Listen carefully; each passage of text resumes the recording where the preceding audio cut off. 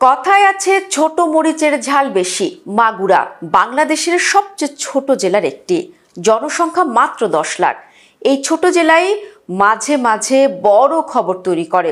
1994 সালে এই মাগুরা জেলার এক উপনির্বাচনকে কেন্দ্র করে তোলপাড় হয়ে যায় সারা দেশ। আবার ছোট এই জেলা থেকেই উঠে এসেছে বিশ্বসেরা অলরাউন্ডার। এবারের নির্বাচনে ছোট্ট এই মাগুরা জেলা হয়ে উঠেছে পুরো বাংলাদেশের প্রতিচ্ছবি। তারেক রহমান দেশে ফিরেছেন, বিএনপি ধরেই নিয়েছে তারা এবার ক্ষমতায় যাচ্ছে, প্রধানমন্ত্রী হচ্ছে তারেক রহমান। কাজেই তার সাথে সংসদে যাওয়ার জন্য নেতা কর্মীদের ঢলও নেমেছে। ছোট জেলা মাগুরার দুটি মাত্র আসনে বিএনপির মনোনয়ন চেয়েছিলেন অন্তত 20 জন নেতা। শেষ পর্যন্ত যাদের মনোনয়ন দেওয়া হয়েছে সেখানে মাঠের বাস্তবতা নাকি নেতার আনুগত্য বিবেচনা করা হয়েছে, এই প্রশ্নই উঠেছে। শেষ পর্যন্ত সবাই একজোট হয়ে কাজ করবেন কিনা সেটা আরেক প্রশ্ন। এই অবস্থায় অতি আত্মবিশ্বাসী বিএনপিকে পেছনে ফেলে সংসদে পৌঁছে যেতে পারে জামায়াত। মাগুরা জেলা বিএনপি বহু বছর ধরে বিভক্ত। একদিকে বিএনপির কেন্দ্রীয় ভাইস চেয়ারম্যান নিতাই রায়চৌধুরী এবং জেলা বিএনপির সদস্য সচিব মনোয়ার হোসেন খান, আরেক পক্ষে জেলা বিএনপির আহ্বায়ক আলী আহমেদ, বিএনপির কেন্দ্রীয় নেতা কাজী সালিমুল হক কামাল এবং যুবদল নেতা রবিউল ইসলাম নয়ন। মনোনয়নের ক্ষেত্রে দুপক্ষের ভারসাম্য না এনে নিতাই রায়ের পক্ষের দুজনকেই নমিনেশন দিয়েছে বিএনপি। মাগুরা 1 আসনে মনোনয়ন পেয়েছেন মনোয়ার হোসেন, আর মাগুরা 2 আসনে নিতাই রায়চৌধুরী। মনোনয়ন ঘোষণার পরপরই স্থানীয় বিএনপির প্রায় 22,000 নেতাকর্মী স্বাক্ষর করে মনোনয়ন পরিবর্তনের আবেদন জানান, কিন্তু সে আবেদনে সাড়া দেয়নি কেন্দ্র। দলের নেতারা বলছেন মনোনয়ন যে ভুল হয়েছে তা নির্বাচনের ফলেই প্রমাণিত হবে, অর্থাৎ দলের নেতারাই দলের পরাজয়ের ভবিষ্যৎবাণী করছেন। মাগুরা 1 আসনটি ঐতিহ্যগতভাবে আওয়ামী লীগের ঘাঁটি। তবে 1979 এবং 1991 সালের নির্বাচনে এই আসনে যেতেন মেজর জেনারেল মাজেদুল হক। তিনি বিএনপির প্রার্থী হলেও তার ব্যক্তিগত ইমেজ ছিল অনেক বেশি।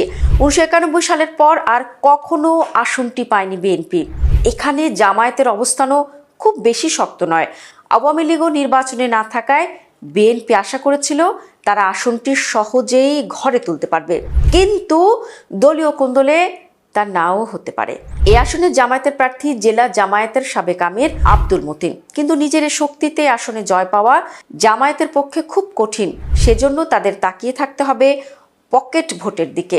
এই আসনে জাতীয় পার্টির ভালো ভোট আছে। 1996 সালের নির্বাচনে জাতীয় পার্টির প্রার্থী ইকবাল খান মোট ভোটের 30% পেয়েছিলেন। 2001 সালেও এককভাবে নির্বাচন করে জাতীয় পার্টি প্রায় 23,000 ভোট পায়। এছাড়া এখানে হাত পাখার ইসলামী আন্দোলন এবং খেলাফত মজলিসেরও কিছু ভোট আছে।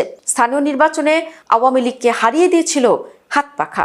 জামায়াত যদি জাতীয় পার্টির সাথে সমঝোতা করতে পারে এবং বিএনপির নিজেদের মধ্যে কোন্দল জিয়ে থাকে, তাহলে জামায়াত এই আসনটি পেলেও পেতে পারে। তবে মাগুরা 1 আসনে অনিশ্চয়তা থাকলেও মাগুরা 2 আসনে অনেক শক্ত অবস্থানই জামায়াত। এই আসনে জামায়াতের প্রার্থী কেন্দ্রীয় শুরা সদস্য এমবি বাকের মনোনয়ন পেয়েছেন।